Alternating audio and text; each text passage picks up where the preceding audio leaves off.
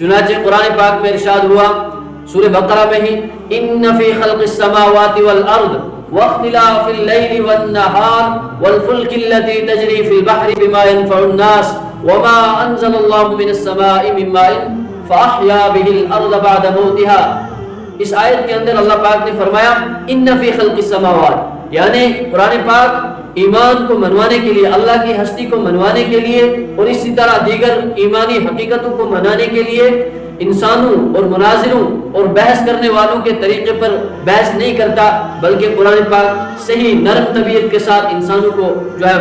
مخاطب کرتا ہے اور نرم مزاج کے ساتھ سمجھاتا ہے اور اشاروں میں سمجھاتا ہے۔ ان فی خلق السماوات والارض، کہ تم دیکھتے ہو ان فی خلق السماوات والارض، بے شک زمین اور آسمان کی ساخت میں، ساخت کہتے ہیں بناوٹ کو، یعنی اللہ پاک نے جو آسمان بنایا ہے اس میں غور کرو کہ کس طریقے کا بنایا ہوا ہے، یہ جو زمین میں چھائی ہوئی ہے اس میں غور و فکر اور تدبر سے کام لو کہ کس طرح اللہ پاک نے اس زمین کو بچھونا بنایا۔ ان فی خلق السماوات والارض واختلاف اللیل والنہار، اور رات اور دن کے آنے میں اللہ پاک نے کیسا نظام بنایا ہے کہ رات آتی ہے، اس کے بعد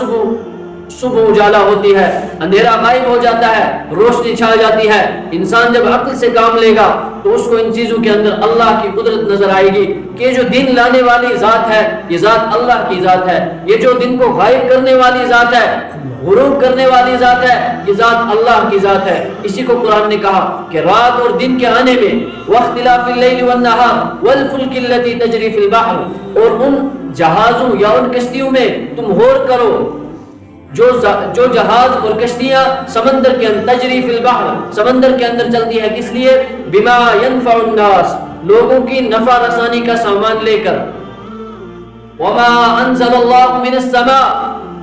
من ماء فاحیا به الارض، اور اس پانی پر تم غور کرو جو آسمان سے اللہ برساتے ہیں بارش کی شکل میں۔